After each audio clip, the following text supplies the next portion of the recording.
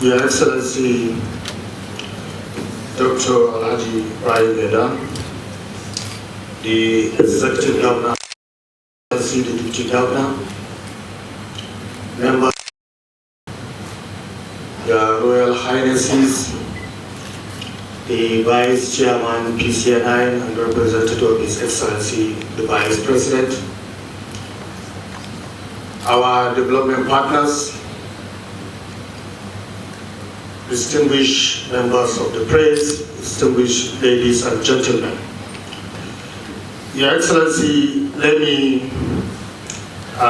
join others who have spoken before me in congratulating you, good people of Yobe State, for putting together this very important conference. And also, Your Excellency, let me take this opportunity to congratulate you and to commend you and your government for the various developmental programs and projects that is taking place in Yobe State despite the challenge of insecurity.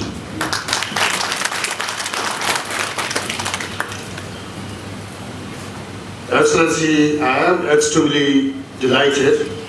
to be invited to be part of this one-day retreat on coordination of humanitarian services for post-conflict recovery and reconstruction, organized by your government, with a theme consolidating humanitarian recovery plans here in Damaturu. Let me say that this retreat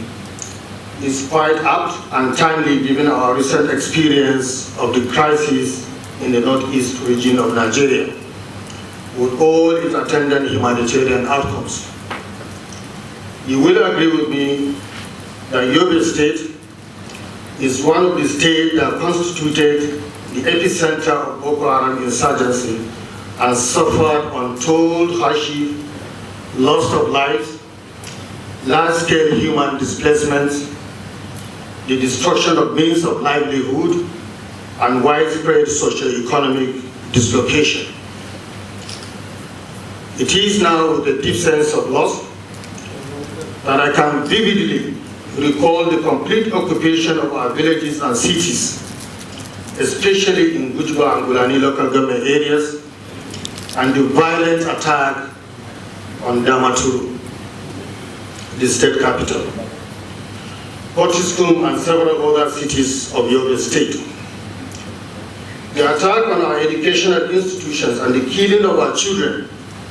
by the insurgents, especially in Federal Government College, Bunyadi, and other colleges, will ever remain in our memory. Your Excellency, the greatest service we can do to those our young generation and their teachers who have paid the supreme sacrifices is to rekindle the torch of knowledge, give our children quality education and prepare them for the future, as it is only education that can counteract the fatalism and positively facilitate changes in attitude and behavior toward a safer society. Your Excellency, distinguished ladies and gentlemen, permit me to share once more the important lesson that we as humanitarian organization have learned from Yobe State, and not only in Nigeria, but I think globally. The government and good people of Yobe State and other states during the peak of humanitarian crisis in the northeast region, Yobe State, despite the large-scale displacement of people in their state, they reluctantly agree to create a camp, because nobody likes a camp. Our development partners here will agree with me, responding to people outside the camp is more challenging because it's a new phenomenon altogether. Therefore, the wisdom of Yobe State by not creating a camp at the initial stage I think it's a welcome development, because the uniqueness of displacement in Nigeria from other displacement across the globe is that up to the estimated 2.1 million internally displaced persons in Nigeria, only about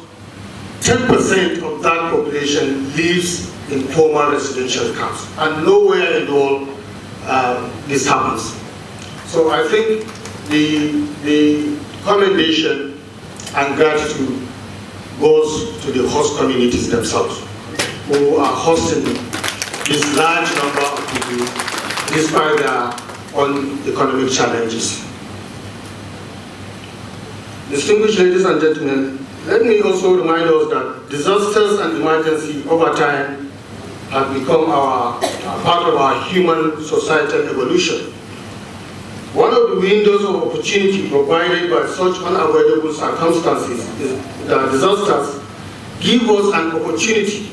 to rebuild better. Disasters also allow us to build back our communities with greater level of resilience and stronger capacity for adaptation. So this is a challenge as we build and rebuild our communities back. We must therefore use the current post-disaster reconstruction, rehabilitation, and recovery phase to rebuild our communities in a sustainable manner and restore the past glory of our state and the greater Northeast region and its good people. I want to use this opportunity, Your Excellency, to assure you that NEMA will continue to support the recovery effort of Yobe State and will sustain its partnership with Yobe SEMA on robust and effective emergency preparedness, response, and mitigation. You also agree with me that NEMA considers Yobe State SEMA as one of the key stakeholders and will never relent in providing support to the state, not only in the area of humanitarian intervention, but also in the area of capacity building for members of staff of the State Emergency Management Agency. I once more like to commend Your Excellency the Governor and the entire people of Yobe State, and indeed the committee which is headed by the Deputy Governor for the resettlement and rehabilitation of IDPs under the able chairmanship of His Excellency Engineer Bakari, for convening this retreat and bringing together this vast area of expertise from all walks of life.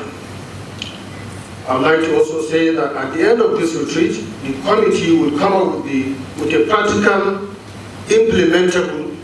and lasting recovery plan for the communities affected by the crisis in Yobe State.